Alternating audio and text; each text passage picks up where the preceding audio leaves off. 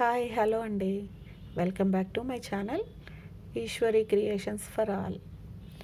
ఈరోజు మీకైతే నేను దొండకాయతో గ్రీన్ కలర్లో చేసుకునే ఒక కూర చూపించబోతున్నా.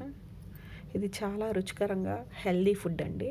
దీనికోసం మనకి పచ్చిమిరపకాయలు, సాల్టు కావాలి, దాంతోపాటు కొత్తిమీర కూడా కావాలండి. అన్నీ ఈరోజు నేను చేసే వంటలో అన్నీ గ్రీన్ కలరేనండి.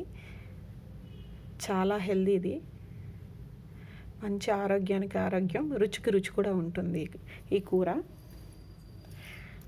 దీంట్లోకి ముందుగా దొండకాయలు తీసుకొని పొడవుగా కట్ చేసి చిన్న చిన్న ముక్కలుగా చీల్చి పెట్టుకొని ముక్కలు కట్ చేసి ఉంచుకోవాలి. ఇప్పుడు గ్రీన్ చట్నీకి లేతగా ఉన్న పచ్చిమిరపకాయలు తీసుకోవాలి. కొత్తిమీర కూడా శుభ్రం చేసి బాగా దాన్ని రెడీ చేసి పెట్టుకోవాలండి.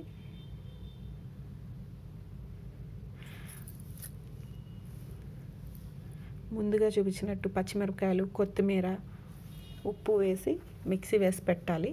గ్రీన్ చట్నీ రెడీ అవుతుందండి.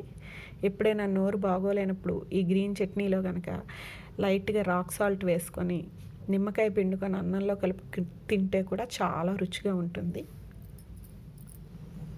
చూసారు కదండి, గ్రీన్ చట్నీ రెడీ అయిపోయింది. ఇది ఒక పక్కన పెట్టుకుందాం. తర్వాత కడాయి పెట్టి దాంట్లో 2 టేబుల్ స్పూన్లు నూనె వేయండి. వేసాక దాంట్లో కొంచెం జీలకర్ర వేస్తే ఈ కూరకి మంచి రుచి వస్తుంది. ముందుగా చెప్పినట్టు దొండకాయలను అయితే నేను ఇలా కట్ చేసి పెట్టానండి. మీరు కూడా ఇలా కట్ చేసి పెట్టుకొని కడాయిలో వేసి వేయించడానికి రెడీ చేసుకోండి. నేనైతే ముందుగానే సాల్ట్ వేస్తున్నానండి ఇందులో కొంచెం, ఎందుకంటే దొండకాయలు తొందరగా వేగవు. సాల్ట్ వేసి వేయిస్తే కనుక తొందరగా వేగుతాయి. సాల్ట్ కూడా కూరకి బాగా పడుతుంది. సాల్ట్ వేసాక దొండకాయ ముక్కలకి ఉప్పు పట్టేటట్టుగా ఒకసారి గరిటెతో కలిపి పెట్టుకోవాలండి. చూస్తున్నారు కదండి, ఇలా మొత్తం సాల్ట్ అంతా ముక్కలకి పట్టేదాకా కలుపుకోవాలి. కలిపేసిన తర్వాత దాన్ని మగ్గనివ్వాలి.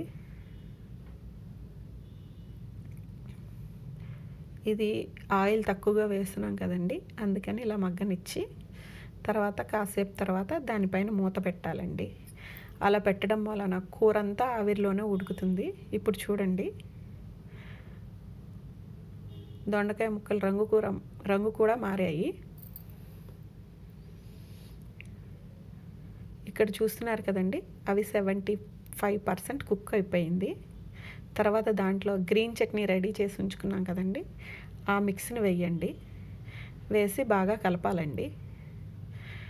ముక్కలన్నిటికీ కొత్తిమీర, పచ్చిమిరపకాయ, ఉప్పు పట్టాలి.